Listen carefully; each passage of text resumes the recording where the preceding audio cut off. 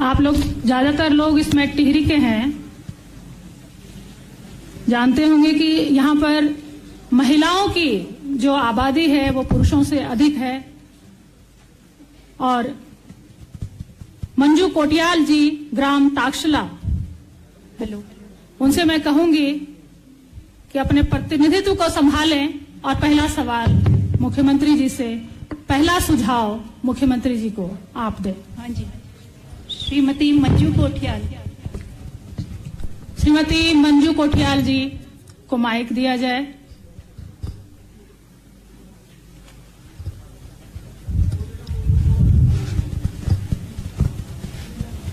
सबसे पहले मेरा मुख्यमंत्री जी को मेरा प्रणाम और यहाँ पे आए समस्त लोगों को मेरा प्रणाम। मैं ग्राम प्रधान ताछिला श्रीमती मंजू कोटियाल, विकास खंड नरेंद्र नगर से हूँ। मैं सबसे पहले माननीय मुख्यमंत्री जी का धन्यवाद करना चाहती हूँ कि इस जन संवाद आपका सुझाव और हमारा संकल्प के माध्यम से जो यहाँ पे एकत्रित हुए हैं उसके लिए बहुत बहुत धन्यवाद करना चाहती हूँ कि जो जनप्रतिनिधि हैं वो अपनी बात आप तक रख सके। उसके लिए मैं सबसे पहले, जैसे ग्राम प्रधानों का भी मानदेय से संबंधित है, उप प्रधानों का है, जिला पंचायत है, क्षेत्रीय पंचायत है, आशा कार्यकर्ती हैं, आंगनबाड़ी कार्यकर्ती हैं, और इसमें जितनी भी योजनाएं धरातल पर आई हैं उन सारी योजनाओं को लेकर जितनी भी जनता लाभान्वित हो रही है, इन सभी के लिए मैं माननीय मुख्यमंत्री जी का फिर से धन्यवाद करना चाहती हूँ। साथ ही साथ मैं इसमें एक सुझाव रखना चाहती हूँ सर। सबसे पहला है हमारा मुद्दा मनरेगा से संबंधित। मनरेगा का ये है सर कि जो कोरोना काल पिछले साल से आया है, कोविड के दौरान काफी लोग जनसंख्या में गांव में वापस आ गए हैं, जो प्रवासी लोग हैं, तो वो वापस गांव में जब आ गए हैं तो उनके लिए क्या है कि रोजगार का साधन सबसे पहले है। तो हमारे पास सबसे पहला विकल्प है मनरेगा, जिसमें कि क्या है सर कि हमारे पास सिर्फ 100 डेज का जो वो होता है, 100 डेज है हमारे पास, मानदेय जो होते हैं 100 डेज है। इसमें सर मैं चाहती हूँ कि कम से कम या तो 150 डेज या तो 200 ना हो तो मिनिमम 150 डेज तो होना ही चाहिए। क्योंकि क्या होगा, इससे जो लोग इसी पे जिसका आधार बना हुआ है मनरेगा से, जो इसमें काम करते हैं, उन लोगों को इससे साल में 150 डेज मिल जाएं तो उनको काफी फायदा हो सकता है। दूसरा सर उसमें मेरा ये है कि जो इसमें दैनिक मजदूरी है, दैनिक मजदूरी क्या है सर, हमारे मनरेगा में 204 रुपए है, जो कि आजकल आमतौर पे जो भी एक श्रमिक काम करता है उसका प्राइवेट में 500 से कम मजदूरी नहीं लेता है, जिसमें कि लोगों को काफी दिक्कतें भी हो जाती हैं। तीसरा सर मेरा इसमें ये सवाल है कि जो हमारे वित्त और मनरेगा से जो सामग्री वाला जो है वो एक फार्म रजिस्ट्रेशन होना चाहिए, जो फार्म कंफर्म हो कि वहीं से हम मटेरियल उठाएं। क्योंकि इससे क्या होता है, जो मटेरियल का पैसा है सर, समय पर जैसे मनरेगा का जो श्रमिकों का पैसा आ जाता है, ऐसे ही अगर मटेरियल का पैसा टाइम पे आ जाए तो काफी फायदा हो सकता है सर। बहुत अच्छा मंजू जी, आपके बहुत अच्छे सुझाव आए हैं, हम लोग इस पर धन्यवाद। आगे करेंगे। ठीक है, थैंक यू, धन्यवाद सर। गिरीश नौटियाल जी ग्राम सौला, भिलंगना ब्लॉक से। हाँ गिरीश जी बोलिए। गिरीश नौटियाल जी। माननीय मुख्यमंत्री जी को मेरा प्रणाम। जी नमस्कार। मैं भिलंगना ब्लॉक के शौला गांव बड़े केदार से हूं। माननीय मुख्यमंत्री जी, जैसा कि अभी बहन जी ने जो सुझाव दिया है, मैं उन्हीं सुझावों में भी अपने आप को संलग्न करता हूं। पहली बात तो यह है कि न्यूनतम कर दीजिए आप। हाँ बिल्कुल, उसमें कम से कम ये मानव दिवस है, 100 तो केंद्र सरकार दे रही, 50 दिन कम से कम उत्तराखंड सरकार दे। दूसरी, जो न्यूनतम मजदूरी है उसे कम से कम 300 रुपए कर दिया जाए।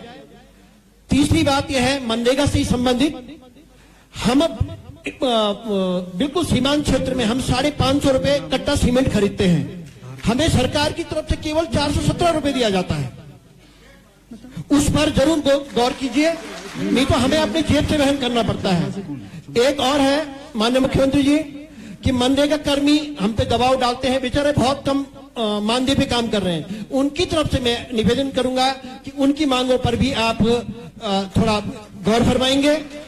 चौथी बात, माननीय मुख्यमंत्री जी, जैसा कि अभी उत्तराखंड आंदोलनकारी के बारे में चर्चा चल रही थी, मैं स्वयं बूढ़ा केदार और बासर की तरफ से उस समय नेतृत्व कर रहा था उत्तराखंड आंदोलन के टाइम पे।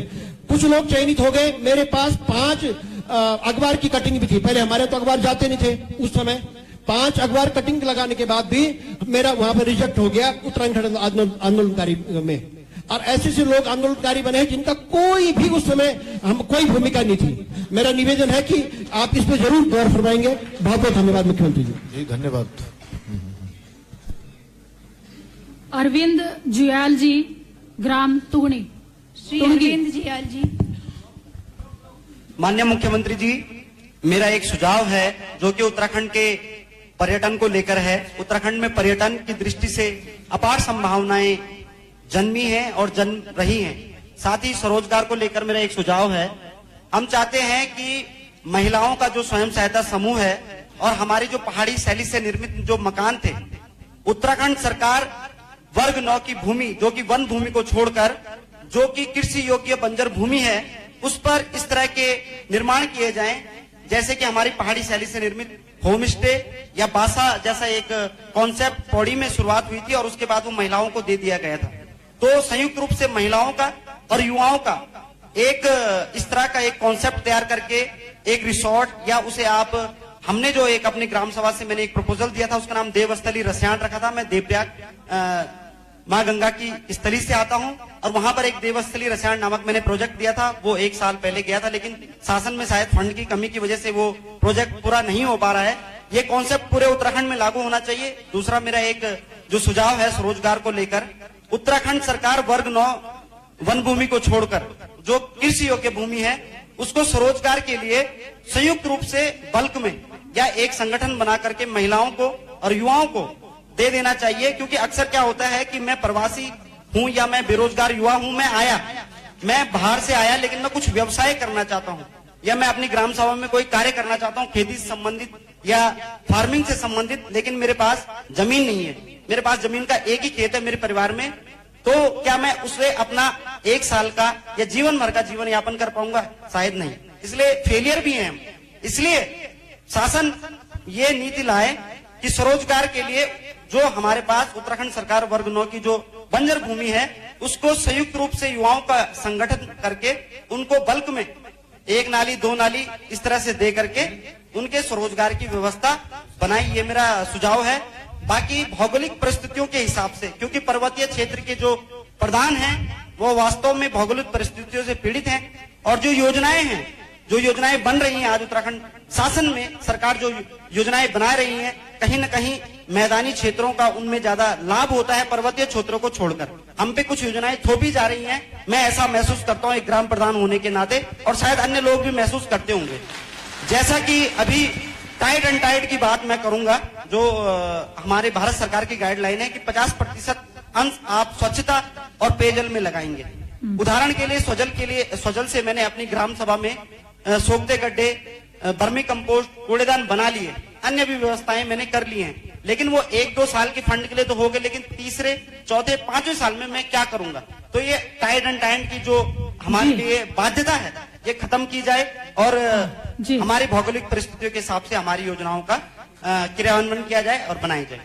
नहीं, अच्छा है। अभी हमने आपकी जानकारी के लिए बता दूं कि ये आजीविका मिशन में हमने क्यूवेटर्स शुरू करे हैं, 2 सेंटर, एक यहाँ कोटद्वार में और एक जो है अल्मोड़ा में।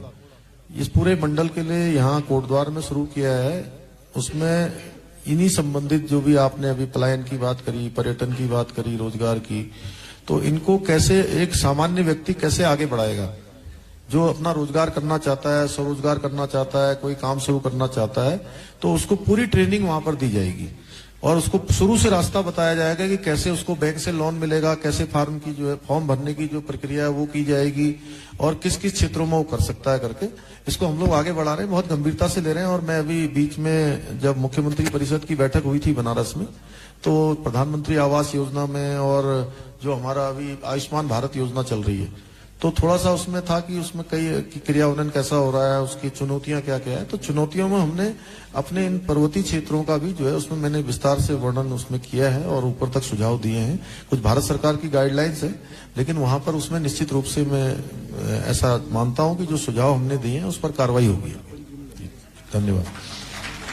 रणजीत सिंह जी, ग्राम गौनसारी, सवाल सुझाव थोड़ा छोटा रखिएगा, समय हो रहा है। रणजीत सिंह जी, ग्राम गौनसारी, माइक दीजिए। माननीय मुख्यमंत्री जी को मेरा प्रणाम। मैं रणजीत सिंह भंडारी, ग्राम गौशारी। माननीय आप एक बेहतरीन बल्लेबाज भी है और एक बेहतरीन गेंदबाज भी है, पर मैं आज ये कहना चाहता हूँ कि आप एक निर्णायक के रूप में आप एक एम्पायरिंग बहुत ही अच्छी तरीके से करते हैं, जिसको आप ये कोई पक्ष करने विपक्ष करने सबके लिए अच्छी एम्पायरिंग करते हैं। इसके लिए मैं आपके लिए बहुत बहुत धन्यवाद करता हूँ।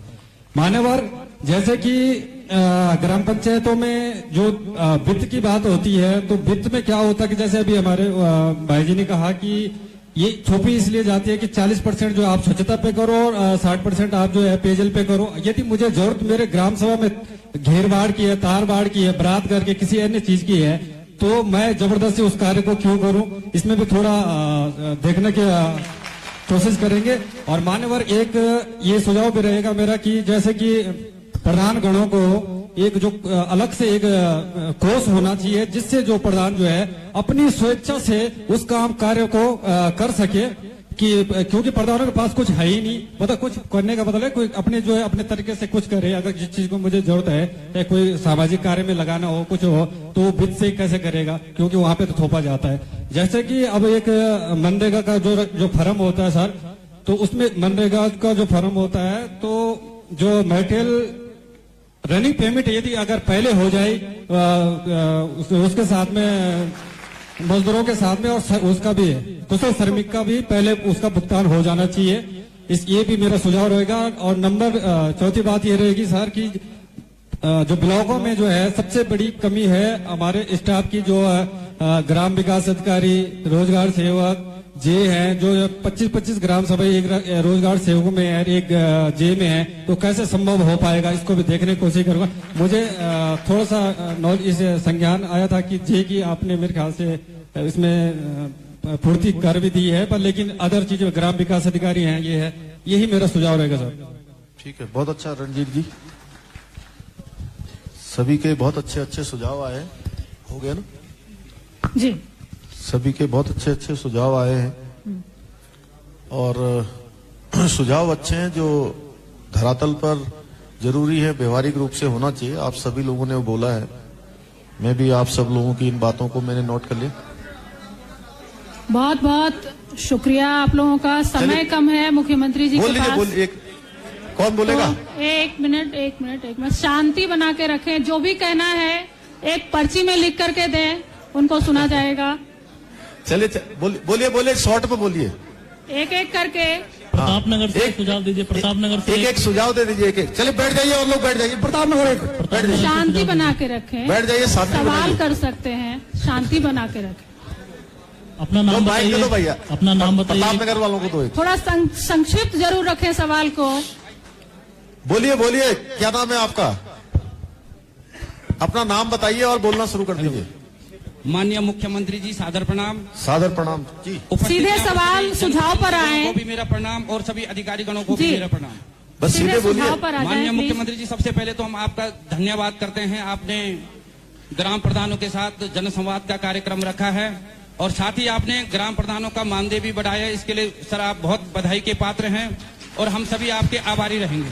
सर, हमारी समस्याएं तो पंचायत स्तर पर बहुत ज्यादा हैं, लेकिन कुछ समस्याएं हैं जो आवश्यक है, मैं आपको बताना चाहूंगा। जैसे कि मनरेगा की मैं बात करूं, मनरेगा एक ऐसी योजना है जिससे ग्रामीण क्षेत्रों की दिशा और दशा बदल रही है।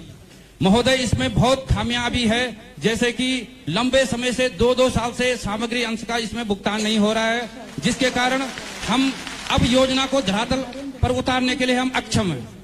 महोदय, दूसरी सबसे बड़ी समस्या है टाइड और अनटाइड फंड। कई गांव ऐसे हैं जो टाइट फंड पर काम नहीं कर सकते, क्योंकि लंबे समय से हम जल संरक्षण के काम कर रहे हैं, स्वच्छता पर काम कर रहे हैं। अब कई गांव ऐसे हैं जो जंगल के बीच में हैं, तो महोदय, जल संरक्षण में क्या होता है कि पेड़ लगाने का काम होता है, चहल निर्माण का काम होता है। अब जब हमारे पास जगह ही नहीं बची है तो हम टाइट फंड पर कहां काम करेंगे सर। अगली समस्या है सर हमारी मनरेगा योजना में सुरक्षा दीवार।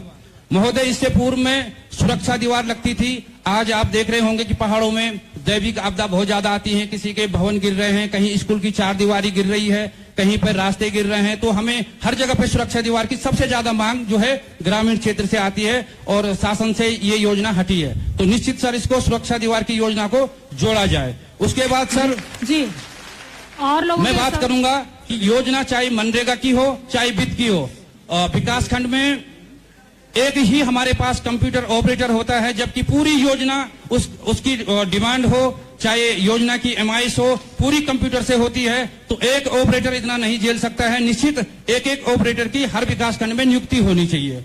उसके बाद सर मैं यहाँ पर पशुपालन विभाग हो चाहे मत्स्य विभाग हो चाहे उद्यान विभाग हो चाहे कृषि विभाग हो, आज तमाम हमारे पास रोजगार के लिए यही साधन रह गए हैं। जरूर सभी विभाग जब गांव में योजना लेकर आते हैं तो जरूर प्रधानों का संज्ञान ले।